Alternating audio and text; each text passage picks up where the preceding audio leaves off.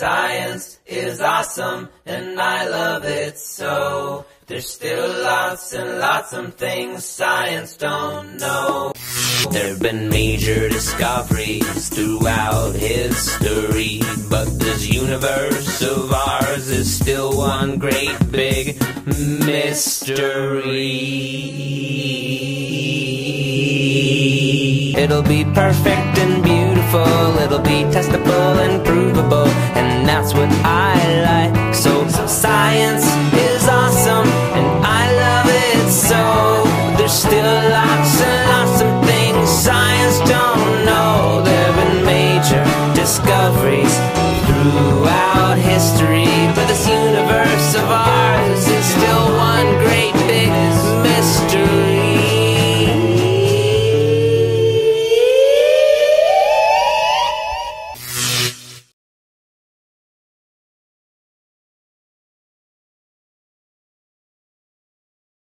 So what's the purpose of experiment 5.1?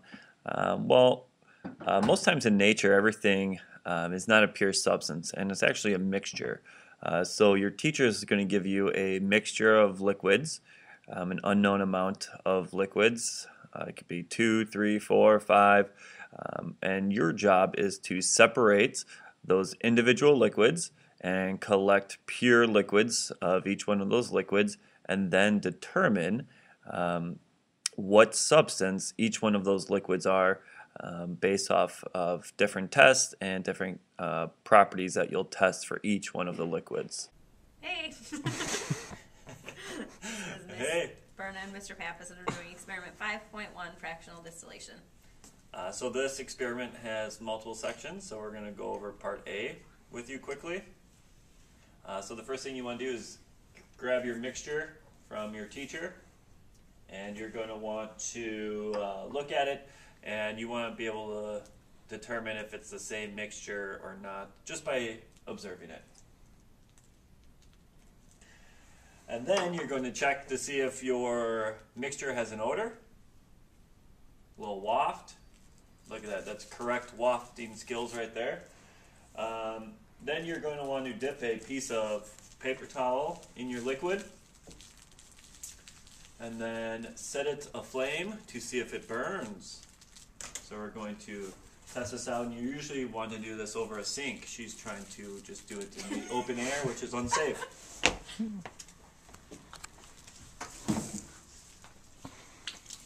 Just in case it explodes. And then you want to test if it's flammable, which we're not going to do, and you can figure that out on your own. Then you want to find the density of your liquid, which we're not going to do because you should know how to do that. And last, you want to test to see if sugar is able to dissolve in your liquid. To test whether sugar is soluble, you just want to pour some in a test tube and get a tiny amount of sugar. A millismidge. And a tiny amount of sugar. A millismidge of sugar. Put it in there. Shake it around. And see if it dissolves. Don't use the sample that you have sugar in for the next part, so dump it out and get new mixture. So that was part A, and now this is part B. In part B, you're going to set up your pegboard like so, and you're going to take about 5 centimeters cubed of your liquid, and you are going to boil it, writing down the temperature every 30 seconds. Don't forget boiling chips. That's key.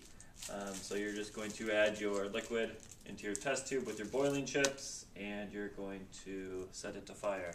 Make sure that your thermometer is close to the top of your test tube for this lab.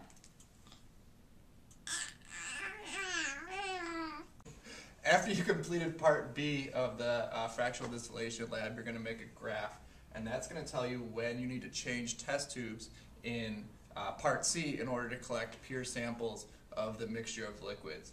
So what you're going to do is you're going to look at your temperature. So you remember that the liquids are going to boil at these plateaus.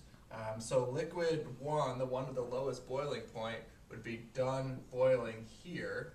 So at this temperature, once it gets all the way through that plateau, that's when you're going to change. That's when you're going to change your test tube. So you're not looking at time; you're looking at temperature. Then you're going to change test tubes here, and this second test tube, or the second fraction, is going to be a mixture of the liquid number 1 and liquid number 2, and then the rest of the boiling will be your third fraction. So if I label these, this would be fraction number 1, this would be fraction number 2, this would be fraction number 3. And those are determined by the temperatures that you collected from the 5 milliliter boiling. All right, for part C, we're actually going to do the distillation of our mixture. So we need 25 cubic centimeters of the mixture this time.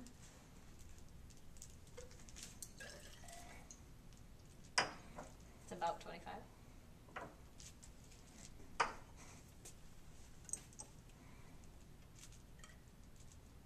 Boiling chips.